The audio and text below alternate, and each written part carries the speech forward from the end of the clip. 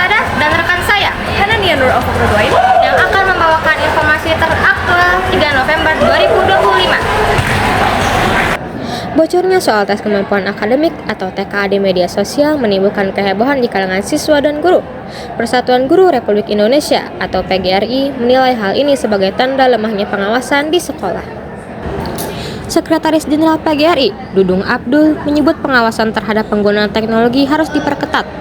Ia juga menegaskan pentingnya penerapan pendidikan karakter agar kejujuran dan tanggung jawab siswa benar-benar tertanam.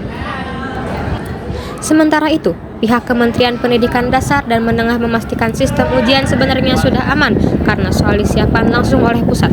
Beberapa sekolah juga telah menerapkan pengawasan ketat, seperti pengumpulan ponsel siswa, menggunakan jaringan internet khusus, serta pengawasan silang antar sekolah.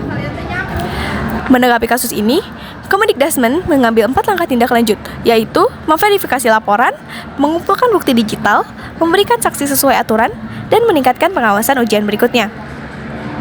Pelaksanaan TKA dijadwalkan pada tanggal 3 hingga 9 November 2025 dengan ujian susulan pada 17 hingga 20 November 2025. Namun, setelah menghadapi kasus ini, banyak siswa dan siswi yang semakin tidak setuju untuk menerapkan TKA. Selain karena ditetapkan mendadak, banyak murid yang mengeluh terlalu sulit untuk mengerjakan soal TKA. Terlebih, waktu mempersiapkan tes kemampuan akademik sangatlah sebentar. Banyak siswa yang mengeluh karena pada dasarnya mereka sudah bersusah payah untuk mendapatkan nilai yang besar pada saat semester 1 hingga semester 5. Siswa dan siswi tentunya kecewa karena skor TKA ini dianggap kurang adil. Jika nilai rapat pada semester 1 hingga semester 5 besar, namun skor TKA kecil, belum lulus.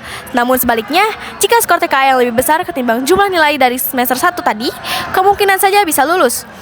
Dengan itu, siswa dan siswi beranggapan bahwa fokusnya hanya terhadap TKA, padahal tidak. Dengan terjadinya kasus kecurangan ini, kita bisa mengambil hikmahnya, yaitu jadilah orang yang jujur apapun keadaannya. Dan diharapkan juga bagi pihak yang bersangkutan untuk memperketat pengawasan agar tidak terjadi kembali kesalahan yang sama seperti sebelumnya.